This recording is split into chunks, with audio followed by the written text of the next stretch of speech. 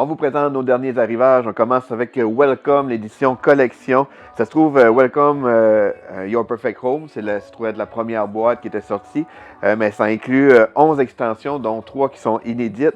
Et le matériel a été revu pour avoir des plateaux effaçables avec les feuilles comme dans Welcome to the Moon. Donc, c'est vraiment une belle version du jeu. Puis ceux qui ne le connaissent pas, mais c'est un jeu pour 1 à 6 joueurs. Les parties d'environ 25 minutes pour 10 ans et plus. C'est un flip and write. Chaque joueur va avoir sa feuille et le but, ça va être de faire des quartiers de maison en écrivant des chiffres croissants.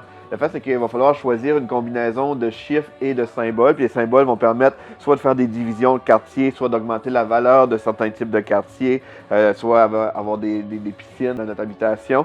Et c'est vraiment le fun. C'est un jeu qui joue en simultané, puis fait qu'on peut jouer à un nombre de joueurs vraiment très grand, sans temps mort. Très bon jeu qui est Welcome to the Perfect Home. C'est l'édition collector. On a reçu les chroniques de Dronagor, d'Âge des Ténèbres. C'est un jeu pour 1 à 5 joueurs, les parties d'environ 15 minutes par joueur pour 14 ans et plus. C'est un jeu qu'on peut jouer soit en partie individuelle ou soit en mode campagne pour avoir le récit complet. Donc c'est un jeu immersif, narratif, coopératif, qu'on va explorer différents donjons, en plus en 3 dimensions. Il y a plusieurs niveaux de donjons avec des super belles figurines. C'est un jeu avec énormément de contenu. Et il y a même plusieurs extensions qui sont déjà disponibles en même temps que le jeu de base. On a l'extension La disgrâce de Lucanor, Les royaumes des ombres et Anduriel, l'elfe chasseur. On a aussi le pack des monstres et l'humain chevalier de l'ombre. Et même des player trays là, pour mieux organiser là, nos parties. On a reçu aussi Black Rose Renaissance, qui est un jeu pour 1 à 4 joueurs, les parties d'environ 90 minutes pour 14 ans et plus. C'est un autre jeu avec plein de belles figurines. C'est un deck building mélange avec un peu de gestion de ressources. Ça a l'air vraiment intéressant, un super beau matériel avec des tuiles hexagones qui servent de plateau. Puis lui aussi, il y a plusieurs extensions. On a Masse funèbre, L'éveil de Gaïa et Apocalypse. On a reçu aussi Saboteur 20 ans. Ça se trouve à être le jeu Saboteur là, que plusieurs gens connaissent. C'est un jeu d'équipe, mais que les équipiers vont changer au fil de la partie.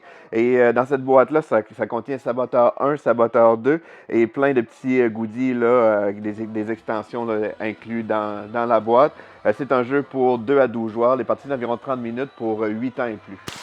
On a Nucleum, qui est un jeu que j'attendais beaucoup personnellement par l'auteur Simone Luciani. C'est le même auteur que Barrage. C'est un jeu pour 1 à 4 joueurs, les parties d'environ 60 à 150 minutes pour 14 ans et plus. C'est un jeu de gestion très stratégique, très élaboré avec plusieurs façons de faire des points. Donc j'ai bien hâte de l'essayer, qui est Nucleum. On a reçu Dessiner c'est facile, le jeu.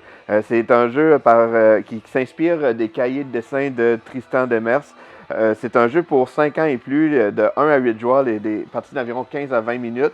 Et ça va nous apprendre, en jouant, à faire des dessins de personnages vraiment loufoques. On a reçu aussi beaucoup de l'Orcana en français. Fait qu'on a les booster packs, on a des ensembles de démarrage.